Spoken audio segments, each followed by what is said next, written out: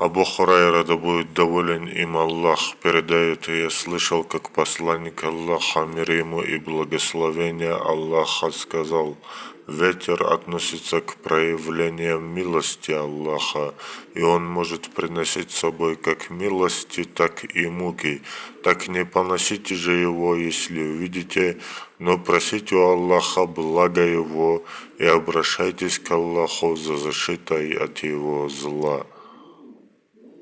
Запретив поносить ветер, пророк, мир его и благословение Аллаха, затем указал членам своей общины на то, что когда начинает дуть ветер, им следует просить у Всевышнего Аллаха блага этого ветра и защиты от его зла,